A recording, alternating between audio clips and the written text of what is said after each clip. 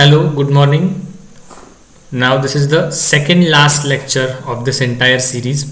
We were seeing the political events. We took a small detour. We saw the other stakeholders in the Indian freedom struggle. We saw the communists, the role of women, Dalit, labor, the growth of modern industry, and the Congress Socialist Party. So, the other stakeholders in the freedom movement we saw. And now, the political events were covered up till 1930s. So now we are all poised to go ahead of the political events in 1940s. So now basically we will be seeing how the various events shaped up in political power in 1940s and how finally we got independence and the debate surrounding the independence. We'll see how slowly communalism built up, and that communalism finally led to the partition of India. So that is what we are going to see. So this is the peak of the Indian freedom struggle that we are going to see. So in the last lecture I told you, on 1st of September 1939, Hitler invaded Poland and the Second World War started. On 3rd of September 1939, British declared war against Germany, and being a British possession, India was also dragged into the war. Naturally, the Congress was unhappy, and I told you in 1940, after the Wardha session, the Congress ministries, which had powers in 8 out of 11 provinces since 1937, those ministries decided to resign, that they no more want to stay in power because the British have pulled India into the war effort without asking permission from the Indians. So in 1940 you have the Congress ministries resigning, Nehru calling it a big mistake, and Jinnah celebrating it as a day of deliverance. Now the British problems started after 1939 because Hitler invaded Poland, but then he turned back towards the west. He started invading France, Belgium, Denmark, Luxembourg, and naturally by early 1941 Hitler had total control over Western Europe, and he had started to attack the British in 1941. So you may be remembering in Second World War, the Luftwaffe, that is the air force of Germany, it had bombed various places in England. So England was directly into the eye of the war. Germany was attacking England in early 1941. So you will find that England was in a very desperate condition. They were desperate to get support from the Indians because they could not afford to go to the war without asking Indians to join the war. We had industries here who would produce war related commodities and everything. And of course, if a national movement breaks out in India during the Second World War, the British did not have enough army to even control it because Indian armies were diverted in the rest of the world to fight the war on behalf of Britain. So naturally there is an urgency on the side of the British to get support for the war. They were growing very, very weak. So now for the first time, all these years, let it be the 1861 Council Act, 1892 Council Act, 1909, 1919 and 1935 Government of India Acts, the British were always steadfast. They were always they always showed the attitude that we are never going to accept Indian demands. We will give constitutional reforms in India, but as per our wishes. But now the World War has forced the adamant Lord Linlithgow, the Viceroy of India, to concede to some of the Indian demands. Since early 1910s, the Congress was demanding for dominion status, and after 1929, the Congress had demanded for Purna Swaraj, that we do not want dominion status, we want the British to go out of India. Finally, in 1940, in the August year of 1940, Lord Linlithgow put up an offer to the Indians. Hence, it is called the August Offer of 1940. The Viceroy said that British are accepting the demand of dominion status for India. So now they are ready to give dominion status to India, as in the British will rule India. So the Queen of Britain will still be the ruler, but everybody in India India will be ruled by Indians. So apart from maybe the top Viceroy, rest all will be Indians everywhere. So that is the definition of dominion status. So the British accepted giving India dominion status. They accepted expansion of Viceroy's Executive Council. So now if the provincial governments was totally in the hands of Indians, now the British said that even in the Viceroy's Executive Council we will add more Indians so that Indians will get more control of the central government also. They committed to setting up of a constituent assembly after the war. So when the war will be over, you support us in the war now, and we will give you a constituent assembly where you can draft your own constitution, and that constituent assembly will consist mainly of Indians. Mainly means that they will be Indians, but there will be British and other European people also, and together they will decide the constitution of this dominion called India. That was the promise that they gave, and they made a very bigger main condition that no future constitution of India will be adopted without the consent of the minority. So without the Muslims accepting this new constitutional setup, no constitution will be accepted. So essentially it meant that it gave a veto to the Muslim League, that if the Muslim League, being the major voice of the Muslims in the country, if it opposes, then no future constitution will be made. So the British were making sure to leave exceptions in the offers that they made, so that they can use those exceptions to scuttle the future constitution. So that is the kind of smartness that the British are trying to play. So this is the August offer of 1940 that the Viceroy made. So for the first time you will find that dominion status is being accepted by the British. So that's again a major thing. You will find that dominion status has been accepted as the right to frame the constitution. Both these things are accepted, that Indians have the right to frame their constitution and dominion status is accepted. Indians became majority in Viceroy's Executive Council because already 3 out of 8 Indians were there. So if that council is expanded, Indians will become majority. But the biggest problem was there were all uncertain promises. Uncertain promises as in after the war we will set up the Constituent Assembly. किसने देखा है? Who knows when the war will end? Plus you are saying that they have mainly Indians, so not fully Indian but mainly Indian. There will, what about Europeans? How will they vote if a constitution is being promulgated? How will they vote? What are their demands? Nobody knows. You are asking for dominion status. You are giving us dominion status when we are asking for Purna Swaraj. Dominion status is no more the demand of Indians. They want complete withdrawal of British. So even there you will find that the Indians are not impressed. So Gandhi called dominion status as dead as a doornail. So the Congress and all these parties thoroughly rejected the August offer, that we are simply not interested in your August offer because whatever we want is not being given by the British. So what happened was that Gandhi himself already made ministries to resign. The August offer was also defeated. The Congress rejected it. So now there was time for the Congress to actually start its movement against the British. But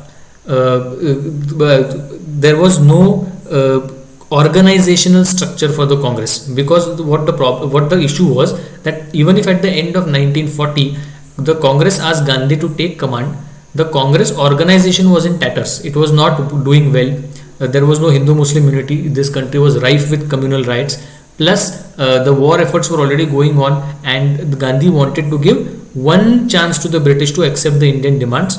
So what he devised was a new strategy. He said that we will not have a massive national level satyagraha, but we will have satyagraha on individual level.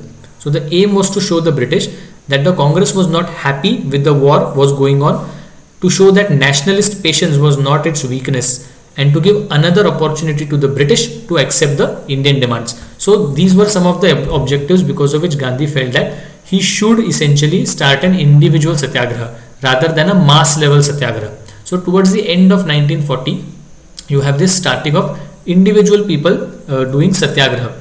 So first was Vinoba Bhave and second was Jawaharlal Nehru.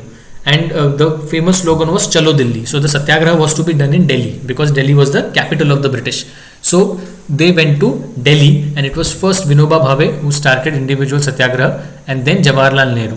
And once the big leaders started individual satyagraha, naturally people started to join in their satyagraha. So that was the aim, because the Congress organization could not summon so many people at a single point of time. So they started individual satyagraha by the leaders, and slowly the aim was that the people will join as they get the news of the satyagraha. And it happened. People did join. For about 1.5 years this satyagraha continued up till early 1942.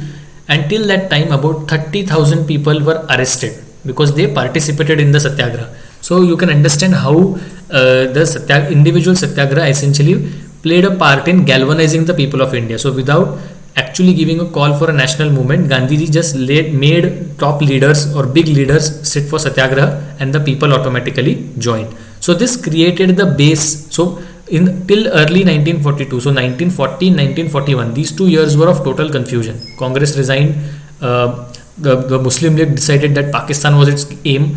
Plus there was British problem, so they made an August offer, which was again rejected by the Congress, and now individual satyagraha. So 1940 and 1941, these 2 years essentially did not see any major event. They only saw such hefty negotiations in the form of August offer or all kinds of attempts to build a national movement. The main result came in 1942 with the Quit India movement. But even if the Congress was doing individual satyagraha and it arrested 30,000 people and everything, yet the British were adamant.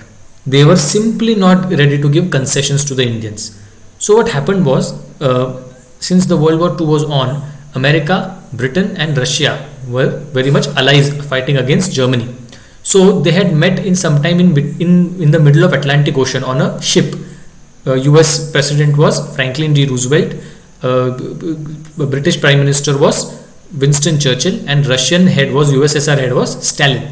These three people had met in the Atlantic Ocean on a ship, and there when US President Franklin D. Roosevelt asked Churchill that what is your plan with respect to India?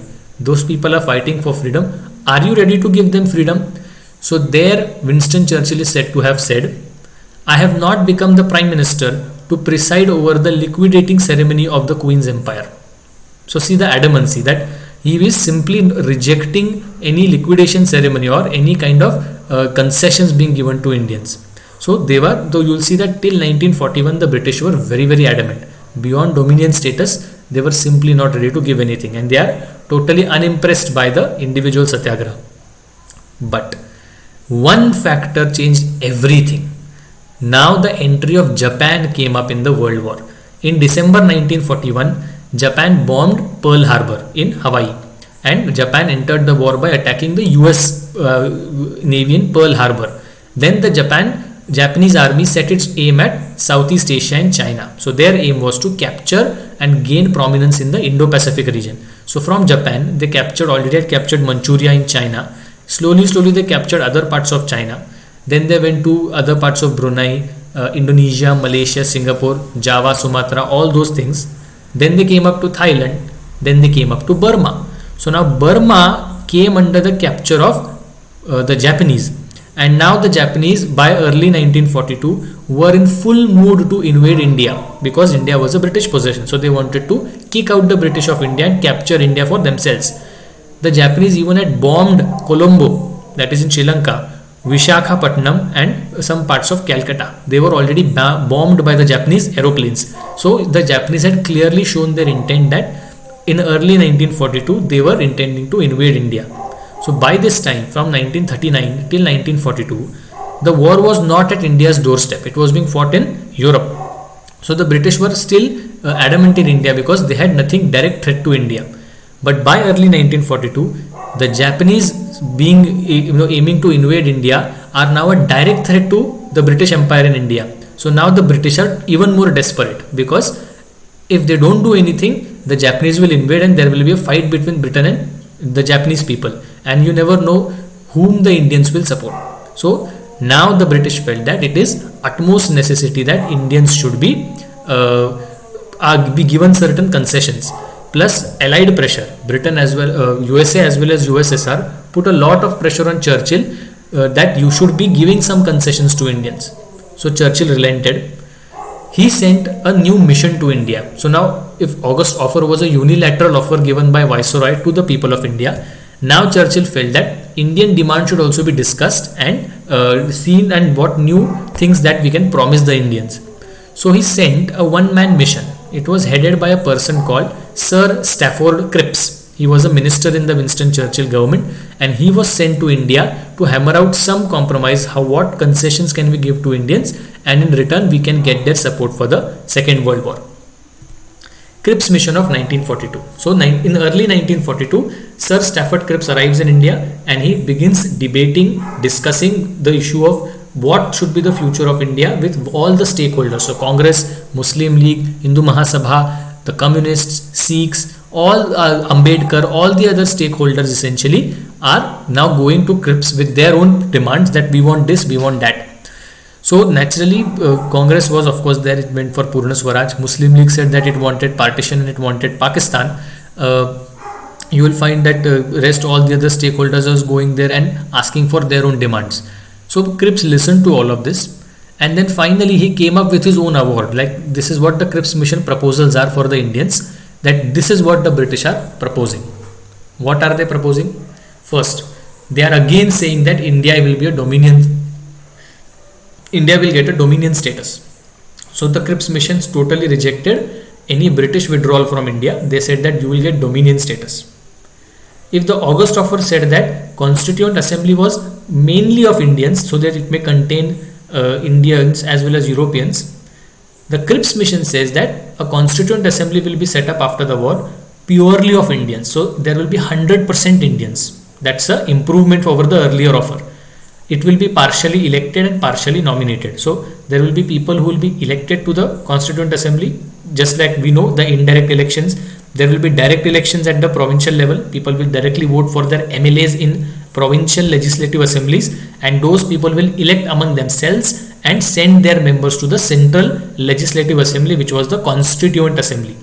It is called Constituent Assembly because it is drafting the constitution, hence it is Constituent Assembly.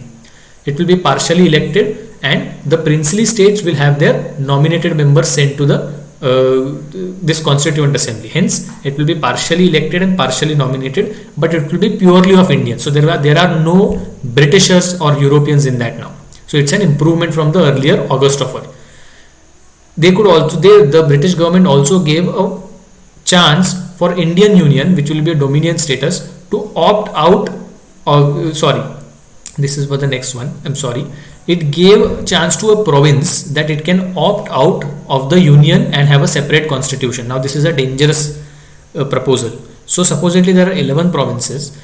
If tomorrow the constitution passed by the Constituent Assembly in Delhi, if a province objects to this constitution, a province, say Bombay or Madras or Punjab or any other province, can simply opt out of this Union of India and have its separate constitution. It will be a separate dominion state under the British and have a separate constitution. So it's a dangerous thing. You're just asking Indian Union to break apart. Plus, again the condition that transfer of power to the Indians in the dominion status will have to compulsorily protect racial and religious minorities. So essentially racial minority means Anglo-Indians and religious minorities mean essentially Muslims. So unless these people are protected and properly satisfied, we will not allow a transfer of power. So again, this is a condition. So even if all these above conditions still sound good, the Muslim League and the other people are having the veto, that they will object and the British will say that Indians are not united, we will not transfer power. And the more dangerous provision was the defense of India will stay under the Viceroy. So these are the provisions. So apart from the Constituent Assembly being said purely of Indians, there is nothing in this Cripps mission which is actually in favor of India. So this is Sir Stafford Cripps, and you can see he met Gandhi. So all the Congresses are there, and Gandhi and Stafford Cripps is there. So Gandhi is some hand like this. So apparently he's saying to Stafford Cripps that no, we don't agree with your nonsensical demands. What was the Indian response to the Cripps mission? That is also important. I told you all the drawbacks. So naturally this entire Cripps mission was one step ahead of the August offer because it gave Constituent Assembly purely of Indians. But Indians were not impressed. Gandhi called it as a post-dated check to which someone added on a failing bank. So it's a post-dated check because after the war we will do it, we will do this, we will do that, but everything in the future, nothing now. So it was a post-dated check and someone added on a failing bank. So that check was never going to be encashed. That is what essentially it means. So Gandhi was not impressed. Congress rejected it because it was just future promises and it was nothing now. Plus the concept of dominion status was not acceptable because the Congress was adamant now that we want Purna Swaraj. The British should withdraw from India. The provision that a province could opt out of the constitution was a recipe for future problems. So naturally, if a province did decide to opt out, you are essentially breaking apart the Indian Union. So that was not acceptable to the Congress. Princely states, their representatives were to be nominated to the Constituent Assembly. Now this was also not acceptable because there was no voice for the Praja or the common people of the princely states. So yesterday we saw the Praja Mandal movement. It was basically for this only, that we want more democratic control of princely states. Princely states will nominate their own chamchas to the Constituent Assembly, and the people living in the princely states will have no representation. So that was always a fear in the mind. So again, this provision of nomination to the Constituent Assembly was rejected. There was no satisfactory answer on the question of control over defense. If the Viceroy continues to have the control over defense of India, where does the defense of India stop? So tomorrow, if something happens within India, will the Viceroy classify it as defense of India and then send the army and stop it? No clarity. So it was always an unclear thing of how much is the powers of Viceroy. For defense of states left out of the Union, the responsibility would be of British. So if there are certain princely states who don't want to be a part of this union, or there are certain provinces who want to opt out, their defense will be left to the British. So naturally, again, it's a recipe for disaster, because the British will now take control of those states. The principle of protection of the rights of minorities could be the reason for future British interference. That's what I told you, that the British essentially said that unless the minorities are satisfied, we will not transfer the power. So that can be used as a very easy reason for the British not to give dominion status to India. And the national government, as in the Constituent Assembly, once you are forming it, there will be a majority. Whosoever secures a majority in the Constituent Assembly will form a government. That national government which was to be formed was vague, because nobody talked about it.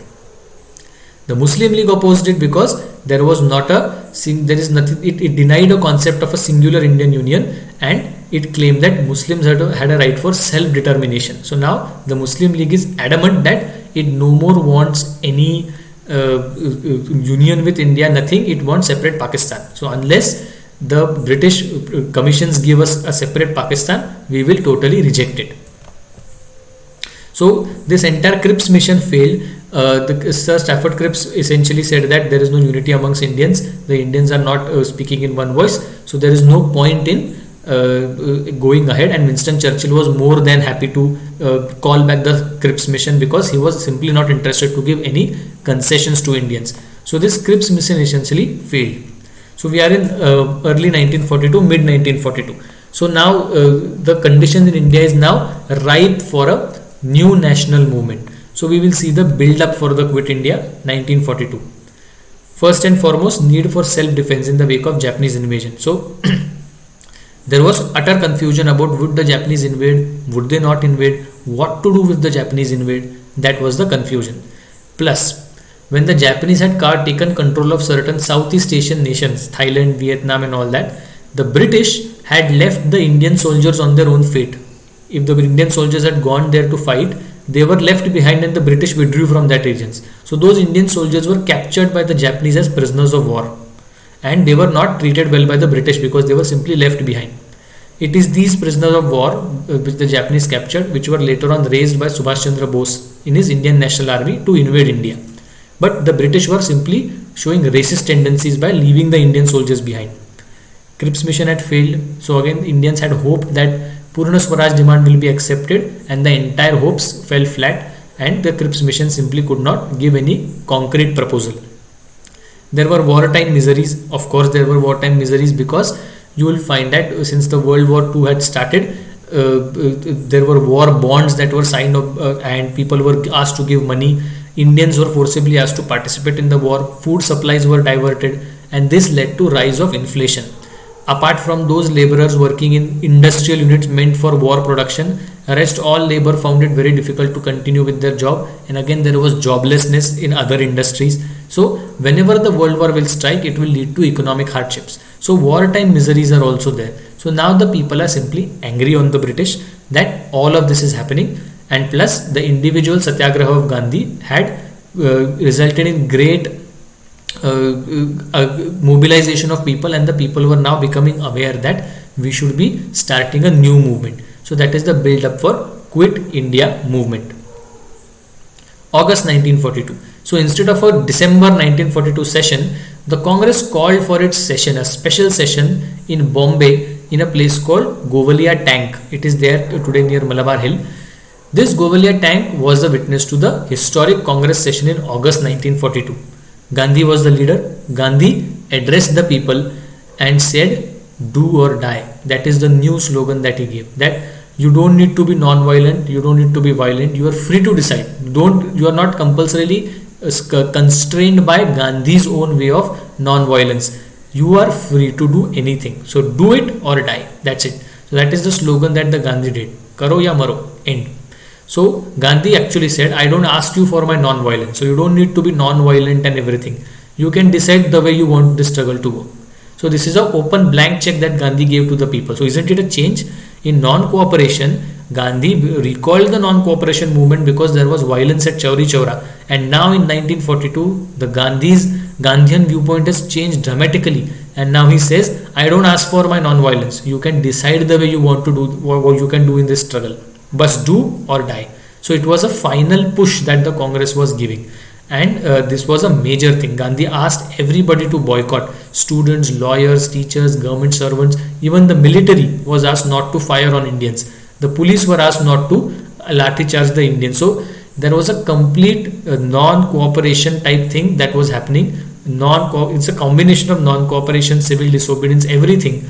And this was going to be a final push for the British to be ousted out of India. And this was to tell the British that we had enough and already World War II is on. You need our support. So if you want Indian support, you have to make us independent. Only then we will think of supporting you in the war.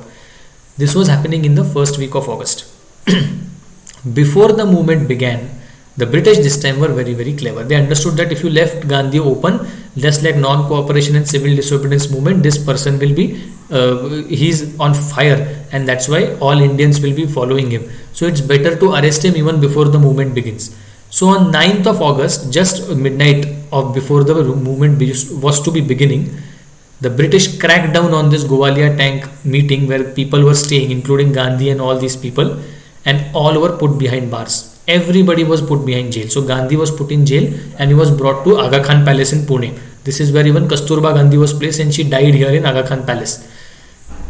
Nehru was put in Ahmednagar Fort, where he wrote his famed autobiography Discovery of India, and all the major leaders were essentially arrested. So what happened was that in the Quit India movement, it was a leaderless movement.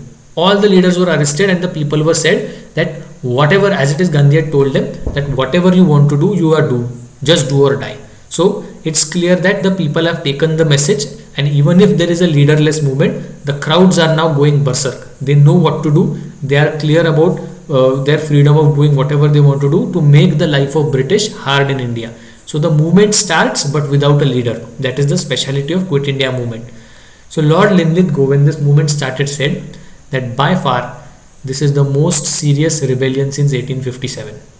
This is a very wise statement. He said that the British are now saying that after 1857, despite all the non-cooperation, Swadeshi, civil disobedience, this Quit India is by far the most serious rebellion since 1857, because the people are no more constrained by non-violence. They are openly indulging in violence. So that is the speciality of Quit India movement.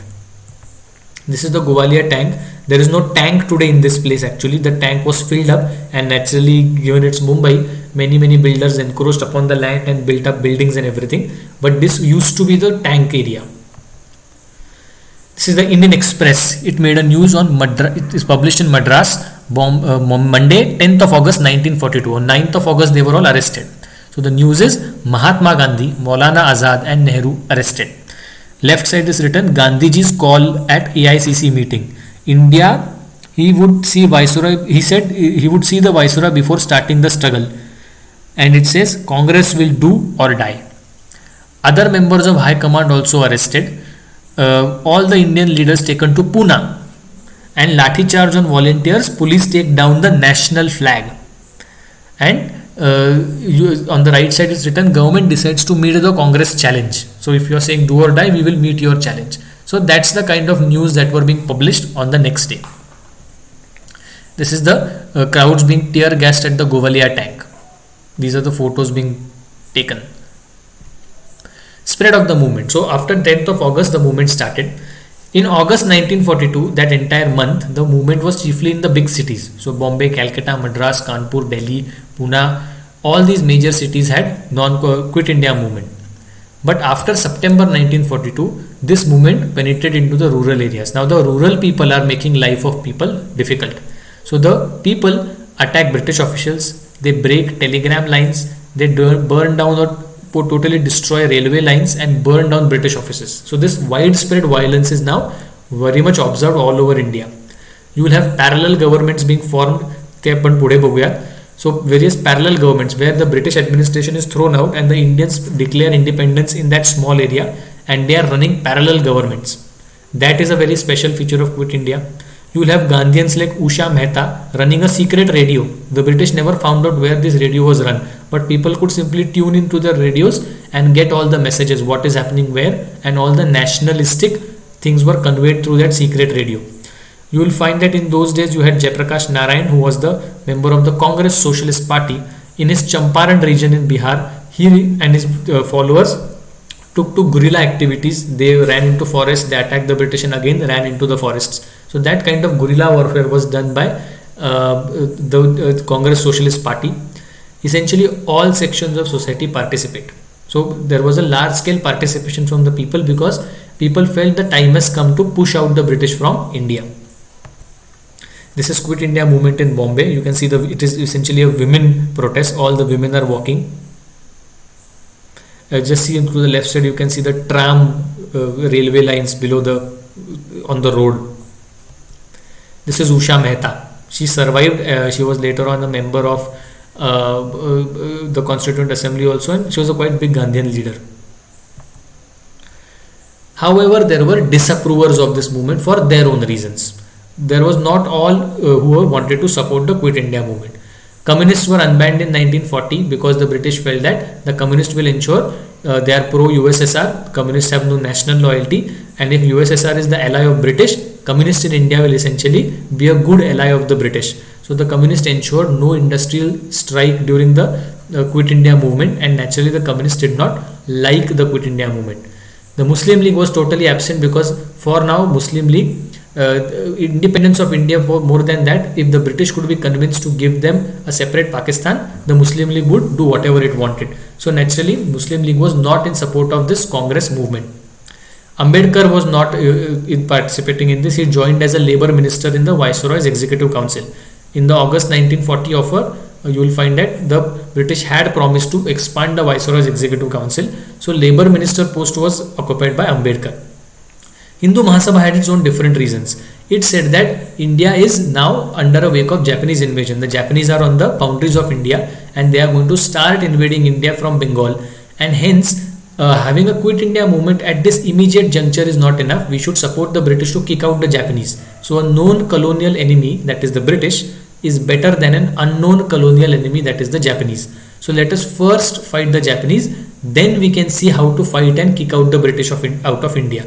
That was the logic given by Hindu Mahasabha, and they were right in their own ways because India was actually threatened by a Japanese invasion. So the Hindu Mahasabha said that first we should protect India from Japanese, and then we'll decide what should be done to the national movement and what should we do with the British. And they were right. It's only that United States of America essentially came to save us. So in this 1942 period only, when this movement was on, the Japanese, although thinking of invading India, could not, because America launched its counter-offensive because it was trying to take revenge for the attack on Pearl Harbor. So America in 1942 launched its offensive and it totally tried to decimate Japanese positions in the Pacific Ocean. So the Japanese, which were looking towards India, suddenly felt that a war effort is needed in the Pacific because America is attacking. So they turned back their army and turned back their focus back into the Pacific Ocean to fight America. So their plan of invading India was temporarily put off because of the United States of America offensive in Pacific Ocean. So India was temporarily saved. But Hindu Mahasabha had its own strong logic. They said we should fight the Japanese first and stop an invasion, and then we will see what will happen to the British. So you will find that these were the people who were not really impressed by the Quit India movement. But the biggest benefit of all of this Quit India movement was that the British now realized that their days in India are numbered. So whatever they wish to do, whatever they not wish to do, the British realized that they cannot stay in India for long, and they knew that henceforth, even if we have to give any concessions to Indians, the final concession is going to be independence of India. So the British are now realizing that it is no more feasible to hold on to India. This is Ambedkar as the Labour Minister. This is Viceroy's Executive Council's photo that has been taken. You can see Ambedkar is sitting second last from the left. This is a joke that was forwarded on communists. So the four revolutions, so-called revolutions, that the communists tried to engender in India. In 1942 they opposed Quit India, that's a revolution. In 1948 they said ye azadi jhoothi hai, because they were simply not impressed by India's independence. They wanted India to be split into 18 nations. So they said ye azadi jhoothi hai. In 1962 China war, naturally China is a communist nation, so the communists supported China in the 1962 war.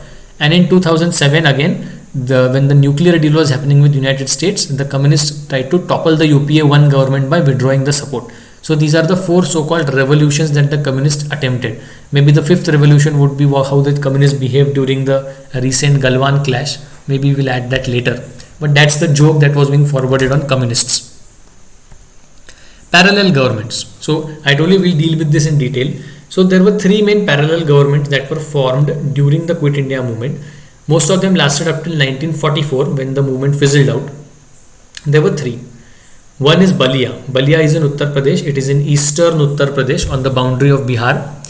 You will find that then in Balia district, it was Chittu Pandey who kicked out the district collector, kicked out all the, he was the leader, and their people kicked out the police and the civil administration, and Chittu Pandey declared himself as the Swaraj Ziladish. So he is the owner, or he is the Ziladish, or the head of this independent district of Balia. So they started to run their parallel government within this entire thing. Naturally they were overpowered quite quickly. Same thing was tried in Tamluk. Tamluk is in Bengal, West Bengal. It is today it is essentially in the Medinipur district, and it is a coastal area. There you will find that the people are now trying to run a parallel government. In this Tamluk thing, you will find that they call their parallel government as Tamralipta Jatiya Sarkar. Tamralipta is the original name of Tamluk. If you read ancient India, you will realize that there was a major port on this area called Tamralipta. That was later today called as Tamluk. So Tamralipta Jatiya Sarkar is the new parallel government that these people have established. You will find that in this time, unfortunately, a huge cyclone hit in this region, and there was a lot of flooding that happened in this Tamluk region. So this Tamralipta Jatiya Sarkar also worked for cyclone relief, and they essentially tried to control the spread of the Great Bengal famine, which was also to hit in this period after 1943. So all these events were happening, and the Tamralipta Jatiya Sarkar continued up till 1943-44. So they decided to have a parallel government. And perhaps the most successful parallel government was run in Satara under the control of Nana Patil. He called it the Prati Sarkar. You will find that this entire region was controlled, taken hold by Nana Patil. There were judiciary, there were proper judicial pronouncements, anti-social elements and all the gundas were totally controlled. Land revenues were regularized, and the entire issues of peasants were taken up. So all kinds of good things were being attempted by Nana Patil's Prati Sarkar. So these are the three parallel governments that were attempted to run. The Congress in 1944 actually told Nana Patil to stop running this parallel government and return back this area to the British. Nana Patil refused. He refused right up till 1944. So Gandhi was very, very impressed, and he actually visited Nana Patil to see who is this man and how is he running the parallel government. So these are the kind of activities that were happened during the Quit India movement. This is Chittu Pandey. This is Nana Patil. So we are completed 1942. So the events of 1942 are essentially covered. So if this was till 1942, the events from 1943 to 1945 are even more interesting. There was no national movement. Henceforth, there is never going to be a national movement. Quit India was the last national movement. Henceforth, the Congress, the Muslim League, and even the British are now going to indulge in intense discussions about how the transfer of power should be effected. So British leaving India is a foregone conclusion. They are going to, the way in which they are going to leave India is now left. Naturally, the British are not going to leave India in peace. They saw that Muslim League is demanding Pakistan. Communal rights are breaking up. The Muslim League is pushing the Muslims to demand for a separate Pakistan. So the British, apart from discussing how the Constituent Assembly should be there and how Indians should get the power are also now interested to settle the communal question. So the British are also asking Indians to tell us what should we do with respect to this separate demand of Pakistan. So there are two main things. On one side it is Jinnah who is asking for a separate country as Pakistan, and on the other side the Congress and all the other parties want to keep India united. But if they want to keep India united, it cannot happen without the Muslim League agreeing for a united India. So what were the demands of the Muslim League? I told you that in central legislature 1/3 reservation, Punjab and all the other Muslim majority provinces should have reserved seats in their legislatures in proportion of the population, so Muslims get majority. There is extreme federalism that they are asking, so these provinces will be almost like autonomous units, and only certain issues like defense, finance, national security and foreign policy will be dealt by the central government. Rest all issues will be dealt by the provincial government. So it was almost like an autonomous province, and no final decision will be taken unless the Muslims agree. So this condition for a united India was too much to agree. So these were the kind of debates that were going on, and finally the Congress also realized that it has to really start talking on this issue and start discussing it with the Muslim League about what should be or how should the transfer of power take place. The first and the most important talk that happened between the two parties was the Rajagopalachari formula. So C. Rajagopalachari actually proposed something to the Muslim League. He said that suppose maybe the Muslim League should support the Congress to get independence. So let us first ask the British to make us independent as United India, and after we become independent, then as Muslim League and Congress we can decide what is to happen to Pakistan.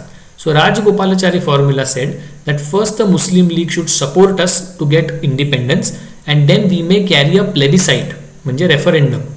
They are different things, but Janamat Chachani.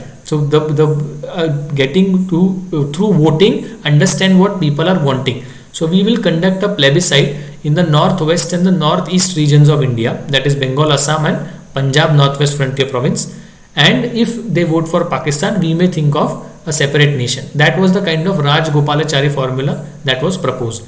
That was violently opposed by everybody, naturally, because Rajagopalachari was almost like conceding the demand of Pakistan. So this Rajagopalachari formula never went ahead. But finally, now Gandhi decided that he must talk to Jinnah. So Gandhi Jinnah talks happened in late 1944. Gandhi went to Jinnah to meet Jinnah in Bombay, and the main issue was what is to be done, and Gandhi was also convincing Jinnah that let us first think of independence, let us kick the British out, then we will see what is to be done to the demand of Pakistan. Naturally Jinnah was not quite happy with this, and the entire talks broke apart. So you will find that Gandhi was seen leaving out Jinnah's house in a very angry mood. So I'll show you the photo also. So and the biggest problem with the Gandhi Jinnah talks in 1944 was that finally Gandhi gave legitimacy to Jinnah, because a big leader like Gandhi meeting a small person like Jinnah meant that Jinnah was important. So he actually indirectly sent a message to the Muslims of India that Jinnah was your leader. So the biggest criticism of Gandhi Jinnah talks is that Gandhi ended up legitimizing the leadership of Jinnah. So ideally some people believe that he should have not gone to Jinnah for talks, but finally Jinnah talks happened and finally they failed. So this is the news. Sindh Observer has published it. Rajaji's pact bid with Jinnah. So that is the Rajagopalachari formula approved by Gandhiji, but it was finally rejected by everyone. This is Gandhi Jinnah talks failing. So this is the house of Jinnah, and Gandhi simply walks out of Jinnah's house, and they are simply not agreeing with each other. You can see Jinnah is in a suit boot and he's smoking a cigar actually, and Gandhi is in his typical attire and he's just leaving Jinnah's house saying that nothing can happen. This is a new photo that I got. Nehru, Rajendra Prasad and Bhulabhai Desai. These are the three main leaders. Okay, the third major event that happened from this time, from 1943 to 1946, was the Great Bengal Famine. It is touted as the worst man-made famine ever in this world, because this Great Bengal Famine was never actually meant to happen, and it is the ultimate ignorance of the British, deliberate actions of the British that led to the declaration of this Great Bengal famine. What were the causes? That is what we are going to see. Diversion of rice for war. I told you the British soldiers were fighting in Southeast Asia and in many parts of Europe. Rice from India, from Bengal especially, it was grown and it was diverted to various parts in Southeast Asia. So they created a shortage of rice in India. So it was an artificial shortage because rice was just given outside India. Plus, Burma was under control of Japan, so they blocked the supply of rice that came to India from Burma. So rice, if it was imported from Burma, even that stopped. Jute economy collapsed. In Bengal, many people were involved in cultivation of jute because it was in demand in Europe. But given the Second World War and given the fact that transport was impossible through the seas because of the war, the jute economy collapsed and many people went unemployed. Once they got unemployed, naturally the issue of food or starvation essentially came up for them. There was a huge Midnapur cyclone which I talked of in the Tamralipta Jatiya Sarkar, the parallel government, in 1942, and it had a lot of destruction that happened in the coastal Bengal region, and in that coastal Bengal region it collapsed it destroyed the fields, the seawater entered the fields, and again it led to a fall in the agricultural output. Addition to that, you had traders hoarding rice. So again the typical problem that inflation had increased, and yet the traders are hoarding rice to ensure that the rice becomes more and more costly and they can get more and more profit. And the British on their part also had a scorched earth policy. So I told you Japan was in Burma, and the first province it would have invaded in India was Bengal, because Bengal is just across Burma. So the British adopted a scorched earth policy in Bengal. They said that they had given up on Bengal. If a Japanese invasion had happened, the British felt that they would not be able to defend Bengal. So they had adopted a scorched earth policy. So now they said that we will ensure that the Japanese advance through Bengal would become very difficult. So the British destroyed bridges, they destroyed railway lines, they even took away bicycles and two-wheelers and four-wheelers from people, so that the Japanese simply could not find a way to advance through Bengal. Bridges being broken, communication lines being broken for preventing a Japanese invasion meant that during the famine, relief also could not reach the people because the bridges were broken. So this scorched earth policy resulted in breaking of communication lines, and when the people were in trouble, the relief could not reach them because Bengal is a land of rivers. Without bridges, you simply cannot cross it. You have to cross it through ships, and which is very uncomfortable. So the scorched earth policy of the British also screwed up the relief thing in the Great Bengal famine. Amartya Sen has estimated about 3 million deaths, while there is another person, Paul Greenough, he estimated about 4 million deaths. So you can understand 30 lakh people dying is a huge thing, and this is a extremely bad thing. You can see the indices of inflation. The price of rice per mound increased from barely 4 rupees in February 1942 to 100 rupees in September 1943. In a matter of just 1.5 years, inflation rose 25%.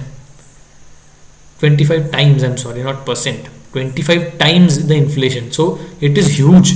एवढं मोठं inflation म्हणजे जो गरीब माणूस आहे ज्याला कसे बसे एक माउंड राईस कसा बसा परवडतोय 4 रुपयाला, तो 100 रुपये देऊन राईस विकत घेतोय.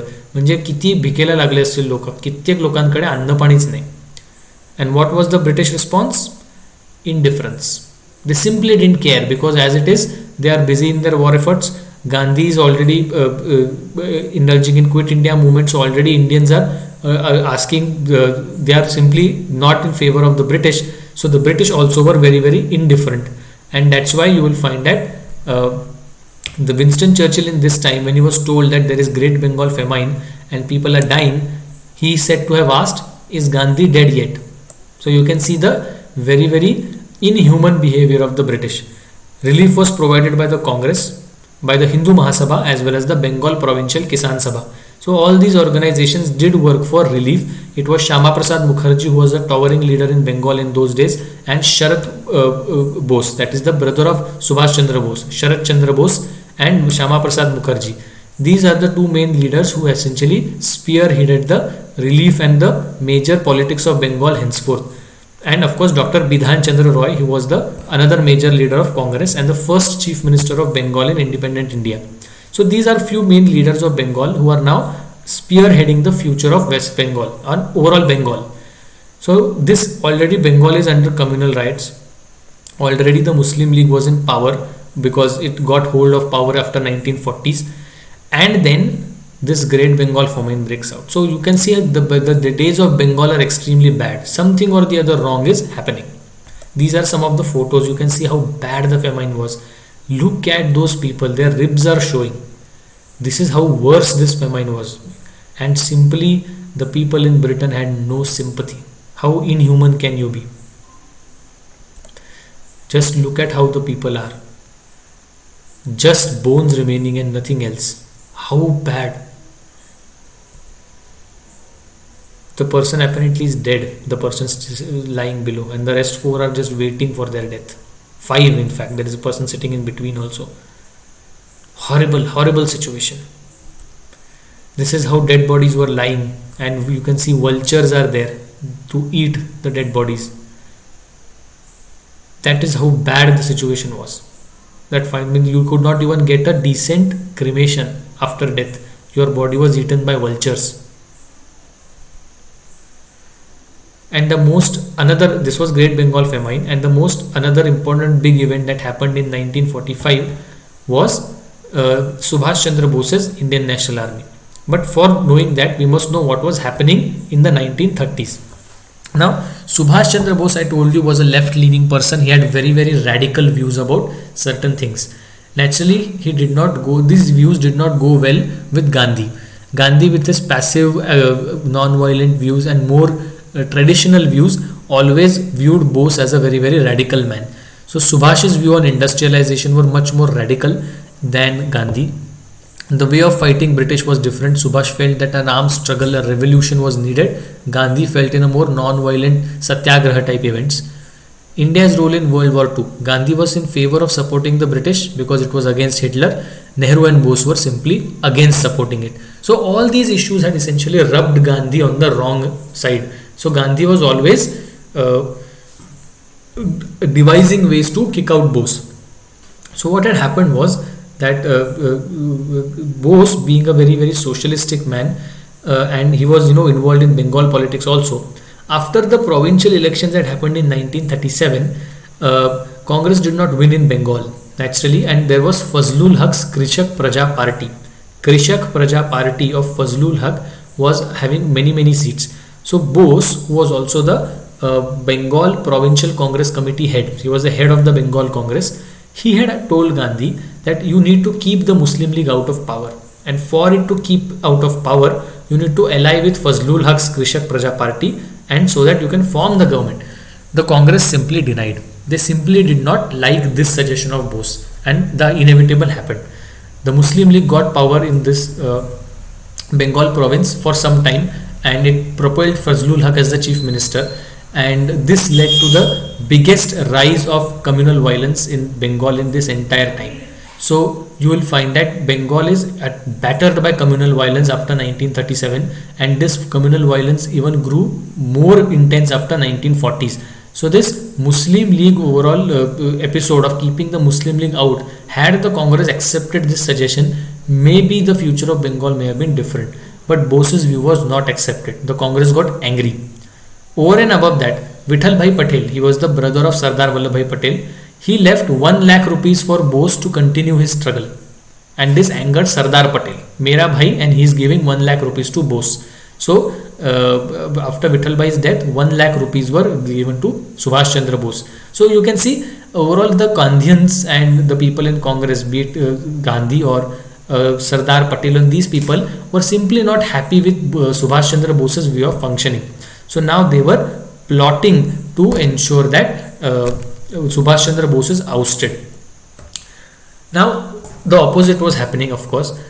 Subhash Chandra Bose became the Congress president for the first time in 1938 Haripura session. So Haripura session was held, and Subhash Chandra Bose was voted as the president of the Congress party in 1938. Gandhi supported Bose's election in 1938, but by 1939 Gandhi was opposed to Bose. So now in 1938 Gandhi was like, okay, make Subhash the president. By 1939, Gandhi said, no, I don't want Subhash as the president. Subhash Chandra Bose stood for the election of presidentship, and Gandhi, on the other hand, supported another candidate called Pattabhi Sitaramaiah. He was later on the president of India. Pattabhi Sitaramaiah was being supported as the candidate of Gandhi, and you will find that Gandhi was campaigning very hard to ensure Pattabhi Sitaramaiah won.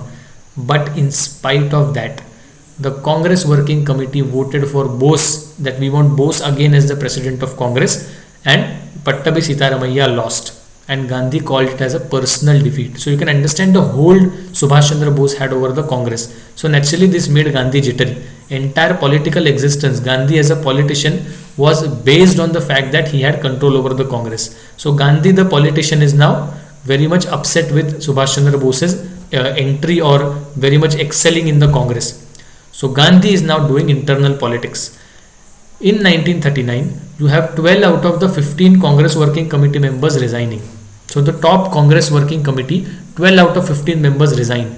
So that this is a indication to Bose that Gandhi still calls the shots in the Congress.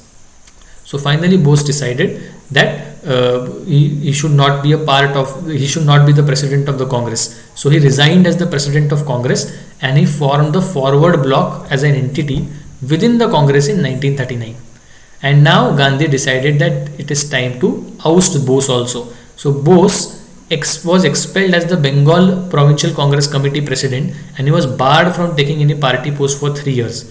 And this was too much for Subhash Bose to tolerate. So he finally decided to leave the Congress in 1940. So Subhash Chandra Bose, whose entire political career grew in the Congress, because of internal politics of Congress, Subhash Chandra Bose had to leave it. So that is essentially because of Gandhi.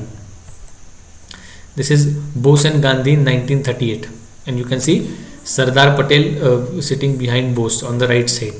Sardar Patel, you will never find him smiling. He'll have this poker face, extremely poker face every time. This is Subhash Chandra Bose at the Tripuri session in 1939. You can see all the people are waiting, somebody is joining hands. So he was a very, very prominent and a very, very respected leader even for the people. This is the news published by Hindustan Times in August 1939. Subhash Chandra Bose punished for grave act of indiscipline, disqualified to be the member of any elective Congress body, working committee's decision. Congress MLAs asked to boycott the next session, and whatever and whatnot. So this news was a major breaking news that Subhash Chandra Bose, such a huge leader of Congress, is being expelled out of Congress for grave act of indiscipline. So you can see how the hold of Subhash Chandra Bose was in those days. Indian National Army. So now Subhash Chandra Bose essentially was arrested in 1941 for anti-national activity by the British, and he was jailed in his own house in Calcutta. From there he escaped taking by dressing like a Afghani Pathan, and from Afghanistan, from here and there, he finally reached Germany. From Germany, he first wanted Hitler to support him. Hitler said, no, I can't support you. So he sailed in a submarine to Japan, and he met Japanese Prime Minister Tojo, and Tojo assured Subhash Chandra Bose that they will support the Indian attempt and they will aid the Japanese invasion into India. So that's how Bose came into contact with Japan. So Japan had evolved a policy to help it gain independence. Plus, Japan also had got hold of many Indian soldiers which the British had left behind in Southeast Asia. So I told you, Japanese controlled many areas of Southeast Asia, and by 1942 they were in Burma also. So the Indian soldiers that were left behind by the British when the Japanese invasion was happening, those Indian soldiers were captured by Japan as a prisoner of war. What Tojo, the Prime Minister of Japan, sent was, he sent this Major Fujiwara to negotiate with the expatriate Indians, these soldiers. So what happened was, there was one Captain Mohan Singh who was also there. In December 1941, Captain Mohan Singh organized these prisoners of war into proper platoons to invade India. So now these Indian soldiers were extremely angry, and under Captain Mohan Singh, these people were ready to go and fight against the British in India under the overall guidance of the Japanese. In June 1942, a unified Indian Independence League was formed of these expatriate Indian soldiers, with Rash Bihari Bose being asked to chair it. So you can see how Indian leaders are now taking interest along with Japanese to build an organization of Indian soldiers so that they can be used to invade India. The Indian National Army was officially formed in September 1942, and the Japanese PM Major Tojo made a declaration that Japan officially supports India's independence and we will be using this Indian National Army to invade India. I told you Subhash had escaped from India in 1941, and here and there he came to this Japanese army in 1943 and he joined the INA. So, being a popular myth, Indian National Army was not created by Bose. It already existed. Bose came and merely joined and started to lead it. INA was set up by Captain Mohan Singh. So Bose joined the Indian National Army in 1943 and he began leading it. So I told you he had many platoons. He had the Rani Jhansi platoon also, where all women platoon existed. And this entire army, essentially, the aim of this was that this army should invade India, again helped by the Japanese, and the British administration should be totally destroyed in India and Japan will help India in securing independence. This is Bose meeting Hitler. Hitler seems to be quite happy. This is the Indian National Army. You can see Captain Lakshmi Sehgal standing besides Bose. So all these people, the Indian National Army with the help of Japanese, now decided to cross over from Burma into India. So of course the first place will come is the hills of the northeastern India. There the capital of the Manipur princely state was Imphal. So the Japanese and the Indian National Army along with Bose tried to invade Imphal in 1944, but they failed because there was no air power, air support dila nahota. There was a breakdown in chain of command. There was disruption in supply lines because a lot of rainfall was happening and this was hilly terrain. There was lack of cooperation with the Japanese because the Japanese did not treat the Indians well. So, and of course they underestimated the fighting spirit of the tribes of northeastern India. So this entire invasion of Imphal in 1944 by the Indian National Army failed. Of course Bose escaped from this. The British captured many Indian National Army soldiers and they were put to trial by the British. But by this time Bose escaped and he was in a flight to USSR and the flight collapsed and Bose died in June 1945. At least this is what we believe. Many people felt that Bose was alive, etc., etc. Let's not go into that. But Bose is now not there in the Indian National Army after 1945. All the INA soldiers which were captured in the Imphal campaign surrender, and the British decided that in November 1945 all these people will be put to trial, public trial, just to show the Indians that you dare go against us, we will prosecute you. So what happened was, by this time Bose trying to invade India became a big news in India itself. The Indians were very happy and excited. They naturally supported Bose. You will find that Subhash Chandra Bose's personal appeal, his leadership grew and naturally people began respecting him. So when the Imphal campaign failed, Bose escaped and he died. But the INA soldiers were captured and were about to be put to trial at Red Fort in Delhi in a public trial. Naturally the people were very, very angry. A national wave of upsurge started to support these people and to ensure that the trials of these Indian National Army soldiers is supported, and the British are simply not able to prosecute them, because prosecution meant they will be hanged to death. So you will have the Indian National Congress declaring November 5 to November 11 as a Indian National Army week. They went everywhere, they protested, they gathered students, teachers, lawyers, all people supported. All the major political parties in India, be it the Congress, Muslim League, Hindu Mahasabha, Sikhs, women bodies, everybody supported the Indian upsurge to create pressure on the British that dare you prosecute these people, INA soldiers, and you will face the wrath of Indians. So there were three main people: Prem Kumar Sehgal, Gurbakh Singh Dhillon, and Shahnawaz Khan. These three people were about to be prosecuted. You will find that this pressure worked. The British did set up their prosecution. They were so-called prosecuted in jail, but ultimately the British let them off in January 1946. So this entire Indian National Army episode, it resulted in failed Imphal campaign, but the end result of it was that the prosecution of INA soldiers raised the nationalist spirits in India, and it created a lot of pressure on the British government, and this was all indication to the British government that you better leave India, you do whatever you want, the Indians are simply not going to listen to you henceforth. So this is and of course after this Bose's death was immortalized. You will find that people are very pro Bose, and they tend to remember Bose, and they tend to remember him even today. So Netaji Subhash Chandra Bose is a big name even today, and the controversy surrounding his death is also a big one. This is surrendered INA soldiers. This is all the important, because since they were put on trial, they were also given the right to be represented. So all the major leaders of Congress, Jawaharlal Nehru, Tej Bahadur Sapru, they were all trained lawyers. So they stood on behalf of these INA soldiers to ensure that they get released. This is Prem Kumar Sehgal. On the right side it is Gurbakh Singh Dhillon, and in between it is Shahnawaz Khan. Yeah. So this was happening till 1945. So many things changed in 1945. On April the 30th, 1945, you have Hitler hanging himself, and the World War II ended in Europe. So now the British economy is devastated. The British country is devastated. They are under tremendous financial stress, and naturally they are under a lot of pressure.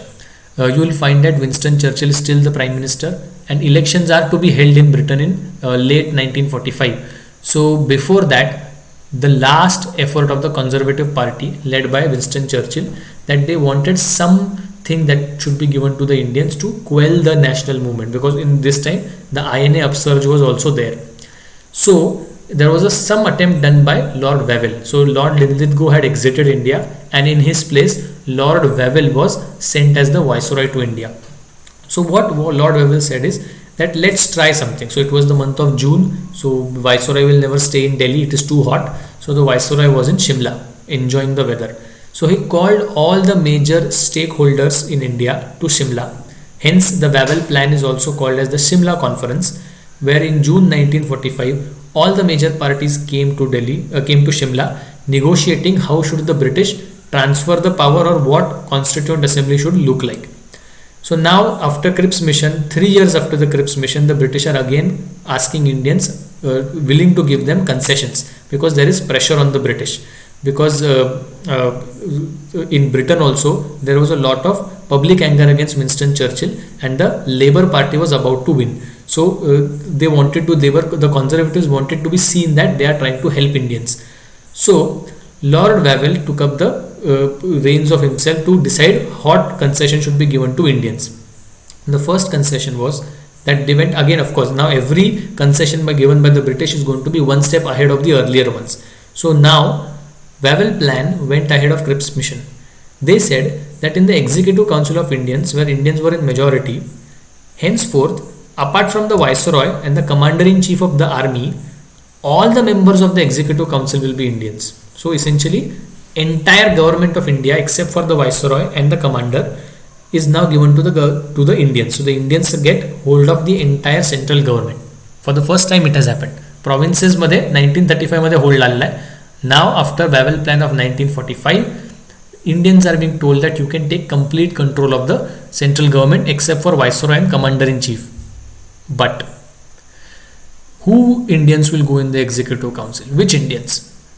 They will be divided into two equal parts. One will be represented by caste Hindus, that is upper caste Hindus, and the other part will be represented by Muslims. So 50-50 for caste Hindus and Muslims.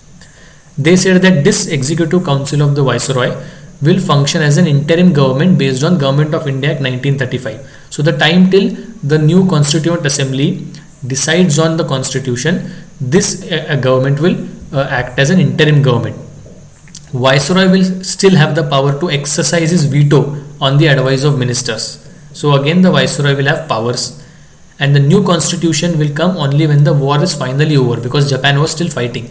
So this Wavell plan was like a temporary arrangement that we are willing to give you power, Viceroy. So the British are still going to be there, they are not leaving India, but they are giving almost full complete power to the Indians through all this Wavell plan.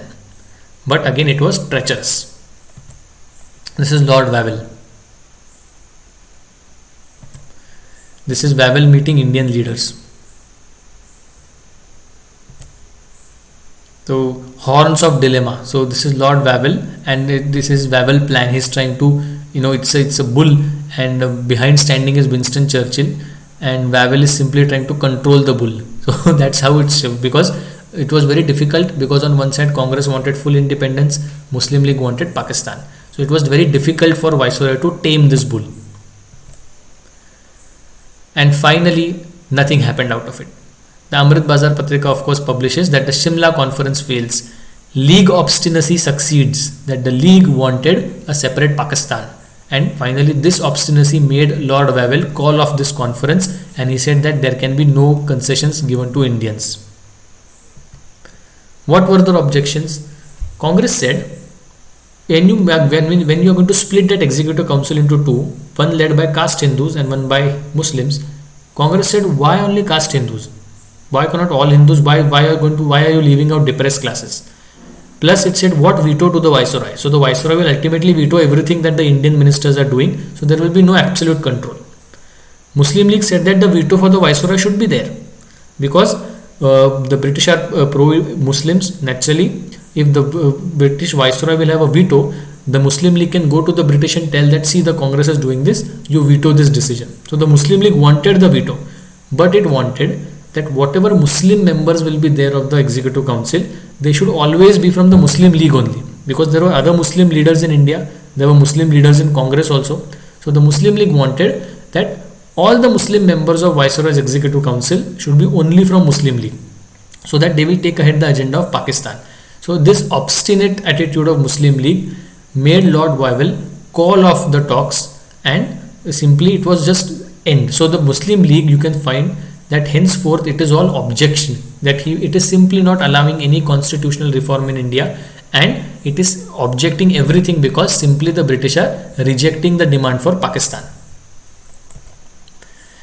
And finally, when all of this finally did not fail, things changed in England. World War II finally got over in August 1945. Japan was bombed by nuclear weapons. In August 1945, in 1945 itself, there was new elections in Britain. Winston Churchill, despite making England win in the war, lost, and the Labour Party won in 1945. Clement Attlee became the Prime Minister of England. The Labour Party came to power along with many other things. One of its agenda was independence to India. So the Labour Party's agenda, the manifesto for elections, was independence to India. And now Labour Party is in power, so naturally it is now going to push ahead with independence of India. Similarly, in 1946, early 1946, there was a Royal Indian Naval Revolt. So the Navy had revolted, and this told the British that its control over the army in India is also reducing, and it is better to get out of India. Indian dominance of bureaucracy. So now I told you, slowly as they started to conduct exams in India, the Indians are now getting selected into the ICS, and now the Indians are slowly getting hold over the entire administration in India. So naturally the British are in no position to counter them. Even if the British are there in power, the ministers, the bureaucrats are Indians, and the patriotic fervor was quite large, and that's why you could not expect the bureaucracy to be loyal to the British anymore. British couldn't afford any big movement again. So if another Quit India like movement breaks out, it is going to be very difficult for the British to control, because this time the army and everybody will rebel, and they will simply violently kick the British out of India. So the British knew that they could not afford another big movement. Plus, now you had already given the concession that Viceroy's Executive Council will be fully of Indians except for Viceroy himself and the Commander-in-Chief. You have already considered a Constituent Assembly which will be purely made up of Indians and tasked with drafting a constitution for this new India. So now, after giving all of this, there was only one thing remaining, that is independence of India. Nothing more was left. So naturally, how should the transfer of power happen in this country? To decide that, Clement Attlee sent a cabinet mission to India in March 1946. There were 3 people in the cabinet mission. Sir Stafford Cripps, who was sent in the Cripps mission in 1942, he was again sent to in this cabinet mission because he had experience dealing with Indians. Sir V.A. Alexander, who was the head of the army in Britain, such a huge man, was also sent to India. And Sir Pethick Lawrence. These were the three people who were the members of the cabinet mission, and they come to India.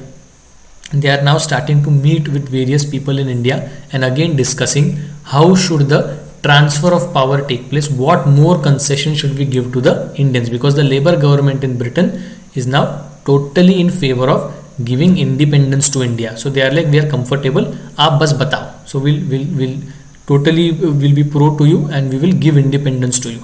So hence the cabinet mission comes to India. That is Gandhi with Sir Pethick Lawrence. That's cabinet mission meeting Muhammad Ali Jinnah. So Jinnah is of course going to the cabinet mission saying that we want a separate Pakistan. This is Abul Kalam Azad, another big leader of Congress, the first education minister of India. He has met the cabinet mission and he's telling them what more things should be there, how things should function. Provisions. So the cabinet mission met everybody and it declared that this is what we are going to give to India. It rejected the demand of Pakistan. He said that partition is simply not favorable for us because partition will mean that there will be two chunks of Pakistan created, because the Muslim League wanted, I told you there was the March 1940 resolution of Muslim League in Lahore which said that geographically continuous districts of northwest and northeast India should be grouped together as autonomous provinces. So if Pakistan was to be formed, West Pakistan will be on one side and East Pakistan will be on this side, and in between there will be India. So this makes no sense for creation of a country.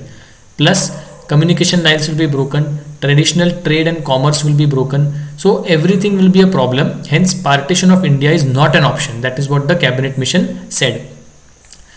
On the other hand, rather than doing that, since it's still in favor of autonomy to the various provinces, it grouped all the 11 provinces into three categories: A, B, C. A will have all the Hindu majority provinces, maximum one: Madras, Bombay, Central Province, United Province, Bihar and Odisha. B will have the northwestern Muslim majority regions, Punjab, Sindh and Northwest Frontier Province. And C will have northeastern regions, Bengal and Assam. So B and C are the regions which is being demanded by Muslim League as a separate Pakistan. Cabinet mission rejects it, but it classifies the provinces into groups A, B and C. What will happen, that the Central Assembly, Constituent Assembly will be formed through indirect elections, and that will have communal representation, that is separate electorates for Muslims and Sikhs, and members from the princely states will be nominated. This will be the central body which will rule over India. These provincial groupings A, B, C will sit together in the Constituent Assembly and together they will draft the Constitution of India. So they are clear that Constitution of India will be drafted by all. The central government will also have control over defense and external affairs. Provincial autonomy will be given and residual powers will be left to the provinces. So these groupings of A, B, C will have they will have full autonomy to function in the way they want, and only the main issues like defense and external affairs will be conducted by the central government. The princely states will have no paramountcy of, the British will have no paramountcy over princely state henceforth. So the princely states, the condition which were they in which they were prior to 1858, they are reverted back to that condition. So henceforth the British Queen will have no paramountcy over princely states. Till all this time it was all good, that okay, the provinces are being grouped into ABC and they will have more autonomy to deal with within that group, and the central government will be federal. It will only deal with limited issues like defense and external affairs. The cabinet commissioners also rejected Pakistan. All this sounds very good. Okay, fair enough. The last provision screwed it all. A province could come out of the union constitution after 10 years. So if you are Bengal and you are in the grouping B, and now you are you sat together with A and C and you felt that this is the Indian constitution which should be adopted. After 10 years you felt that no, but I don't want this union constitution. You can actually come out of this union constitution and have your own constitution. So almost this is like saying that this will be partition of India, because you can just come out and have a separate constitution. So this is like an indirect provision for partition that they have introduced, and this created a lot of confusion. A province could come out of the union after 10 years. After it could just break away from the constitution after 10 years. And this became the biggest criticism of the cabinet mission. The Indian response. This is where the entire thing started. You have the Congress objecting it, the grouping, saying that it is why are you making ABC grouping compulsory? What if Assam wants to be in group A in the Hindu majority provinces? Why are you forcing the grouping? So the Congress rejected to the compulsory grouping. Yet it accepted the broad terms that yes, there should be no partition, and there will be complete Indian presence in the provincial assemblies and in the constituent assembly. The constituencies on which direct elections will be held at the provincial level, they will be on the basis of population, and all the issues will be decided on simple majority. So these simple procedural things that the cabinet mission wanted were accepted by the Congress. The only objection that the Congress had is that why are you making that ABC grouping compulsory, because you are creating the base for further future partition of India. So, but the Congress broadly accepted the cabinet mission. Why? Because it was getting a constituent assembly. It accepted that there will be a constituent assembly fully of Indians, and it will get to draft the constitution of India. So that was a major event. So the Congress said that okay, we will go ahead. Congress also felt that in that ABC grouping, Northwest Frontier Province and Assam is where Congress had a very good stronghold. So these two particular provinces will automatically not allow that grouping to happen in A, B and C, and the grouping would fail in the future. That is what the Congress was hoping. So the Congress broadly accepted the demands of the cabinet mission except for the grouping, because it wanted a constituent assembly to be immediately set up. The Muslim League objected because it felt that Pakistan has no mention, the cabinet mission rejected partition, but it said that we will accept the long-term impact of cabinet mission because there is this provision that a province can come out of that grouping after 10 years. So this may be the foundation for Pakistan. So despite having objections to the entire cabinet mission, the Congress, the Muslim League and all the other parties accept this demand of the cabinet mission that there will be elections conducted, because constituent assembly baswayiche the election to व्हायला पाहिजे. So the people at the province will directly elect their MLAs in provincial assemblies, and in the provincial assemblies those people will elect among themselves and send MPs to the constituent assembly, and the princes will send their nominated people to the constituent assembly. And then that constituent assembly, if a particular party secures majority there, then that party will form the interim government of India till the time British exit India. That is the plan which the cabinet mission essentially accepted. So now this basic thing which was put forth by the cabinet mission is now actively being accepted by all the parties, and now they are looking forward to elections in India.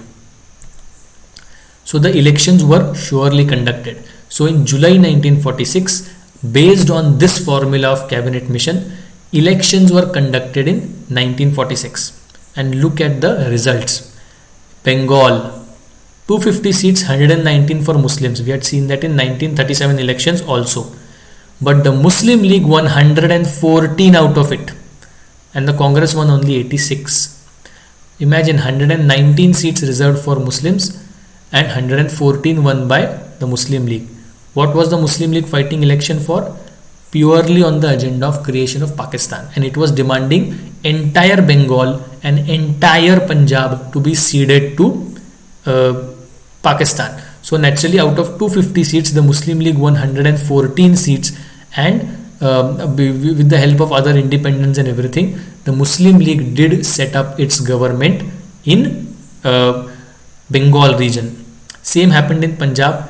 Out of 86 reserved seats for Muslims, the Muslim League won 75, because again Punjab was demanded as a part to become as a part of Pakistan.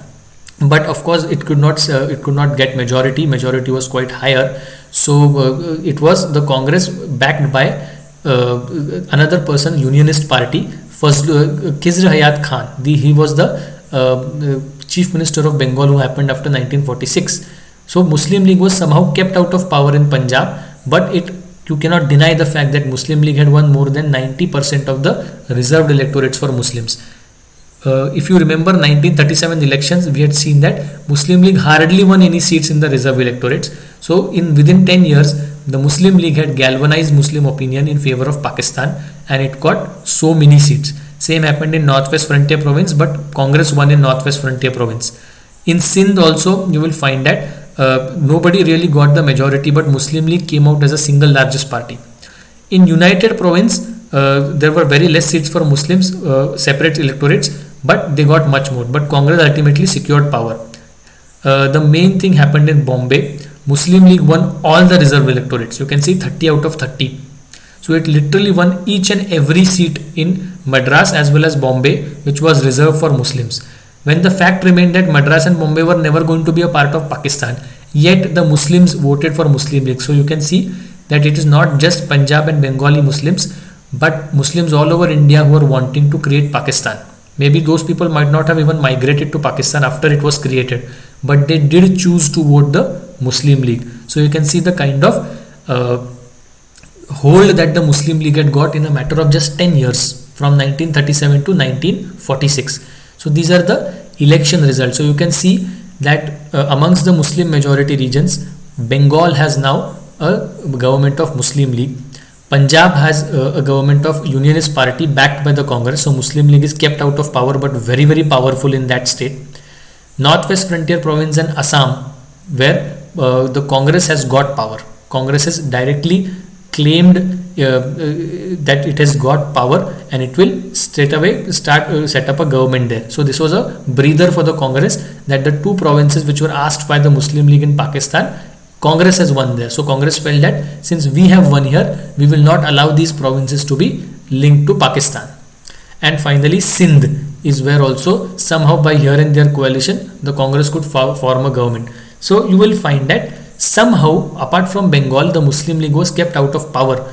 But the Muslim League henceforth is simply not interested in constitutional means. You will find that even if they have won elections and won MLAs and everything, ultimately you will find that the Muslim League now resorts to violence, out and out violence. It says that if we want Pakistan, we will kill the Hindus. So Punjab, Bengal, Madras, Bombay, United Provinces, everywhere now the riots are breaking out in India. It is essentially pressurizing the British, pressurizing the Hindus to accept that there should be some or the other Pakistan that should be created. You will find that provincial assemblies if these are the overall tallies, you can see, if you see the total, out of almost 1600 seats, 901 are won by the Congress. So it's quite a comfortable majority throughout the provinces. So when these provinces will elect among themselves and send leaders to the Central Constituent Assembly, naturally even there you will find that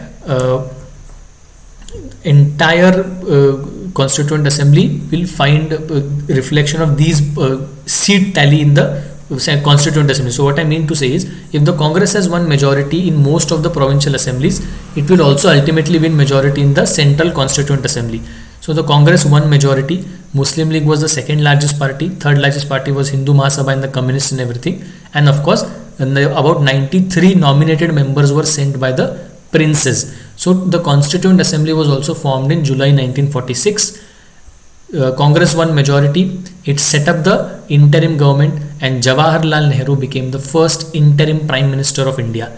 This Constituent Assembly henceforth will not only act as a Parliament of India, but side by side it will also legislate on the Constitution of India. So the drafting committee is formed. Babasaheb Ambedkar is now going to the Central Constituent Assembly. He is the chairman of the drafting committee, and the process of drafting of Constitution of India starts. So this cabinet mission essentially finally led to the development of the Constituent Assembly. So now henceforth the Constituent Assembly will draft the Constitution of India. And now the only thing that is remaining for the British is simply to leave India, because a fully Indian Constituent Assembly is formed. There is an Indian interim government, and there is there are Indians drafting the Indian Constitution. So now henceforth the only thing remaining in India is that the British will somehow do something and leave this country. That's all that is remaining. But this entire plan was going to be disturbed by the violence that is going to be caused by the Muslim League, which is going to also build pressure on the Congress. The Congress all this time was happy that the Constituent Assembly is formed, the Congress has majority, and now it is drafting the constitution. So naturally it felt that with time the demand for Pakistan may die because the Congress is in control of India now. But that did not happen. Muslim League, seeing that it was defeated conclusively and it did not secure majority in the Constituent Assembly, now will resort to non-constitutional means of violence. And Bengal being the only province where Muslim League has power, Bengal will be the epicenter of violence. Punjab is where they almost secured power but could not. So Punjab is also going to be the second place where violence is going to be held. So overall, after July 1946 till the independence of India in August 1947, these 3-4 provinces which were going to go to Pakistan are burning continuously. Every few days there is some major violent incidences happening. The Muslims are attacking Hindus, and after all of this period, even before India becomes independent, you will find that the Hindus of these areas, Punjab and Bengal, where entire Punjab and entire Bengal is being asked, these Hindus realize that this partition is inevitable and already violence is happening. So people already start to come into India. So the migration is already started now. Even before the partition, people can gauge the future and they are started to sell off their properties and migrate into India. So now the entire violence and confusion and migration and all the things are started. So this is a entire period of confusion. So in the next lecture, essentially we will see the direct action day and the violence perpetrated by the Muslim League. Today's lecture I am deliberately cutting short because in the next lecture we will see the events that directly led to the independence of India, and then we will see certain debates on independence, how the British contributed to independence, how the Muslim League slowly galvanized the Muslim opinion in India, and what is the role of Congress in the partition of India. And that when we cover all of this, that will be the end of this lecture series. So this is a short lecture for today, but that's all. You can post your questions, I will answer them. Thank you.